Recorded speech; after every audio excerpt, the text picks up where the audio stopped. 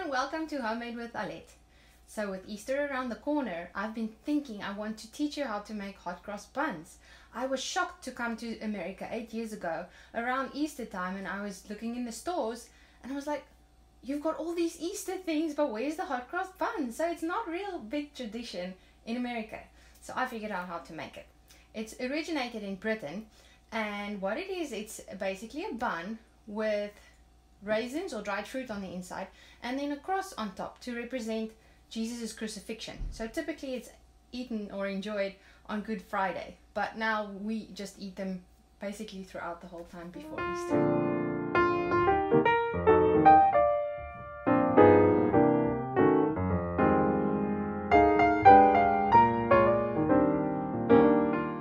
It's really tasty and it's easy to make, so have a look and try it at home. We'll start off using bread flour and rubbing in the butter into it until it looks like breadcrumbs.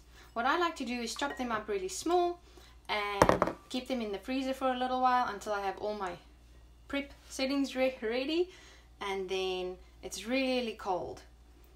So I've rubbed the butter in. That took just about 5 minutes and it looks like breadcrumbs. And we're ready to put in the yeast, salt, and the lovely spices. We have cinnamon, allspice, and ginger. With all the nice colors, you've got your spices in there, and we'll add the sugar, 1/4 cup, and the dried fruit.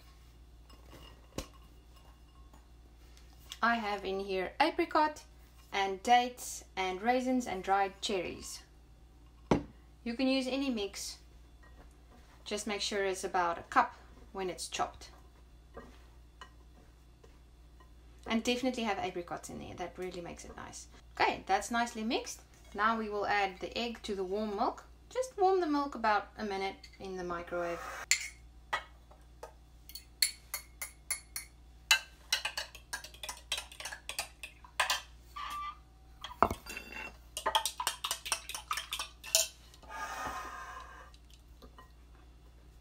And we'll mix this into the dry ingredients.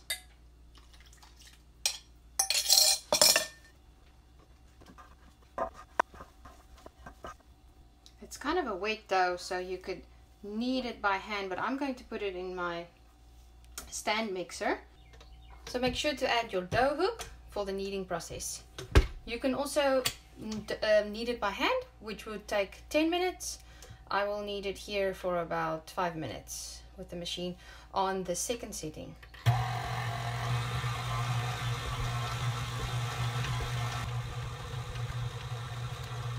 Make sure that your dried fruit is evenly distributed, and we will go ahead and try and make 12 buns. Place them on a baking sheet. Make sure you leave enough space in between them because we're going to leave them to rise, and they should be double in size.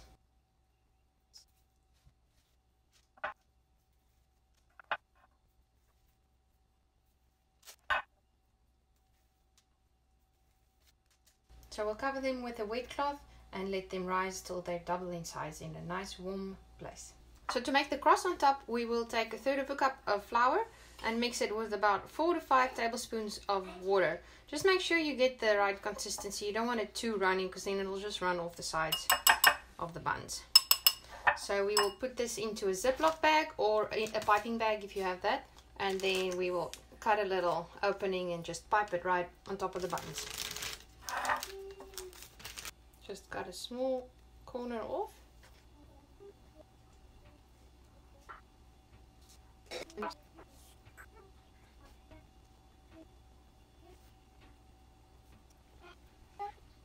So now we'll put it in the oven and bake it for about half an hour. The oven is at 350. They just came out of the oven. I heated up some maple syrup in the microwave. You can do honey as well, and we'll just brush it really lightly. It gives it a nice glaze.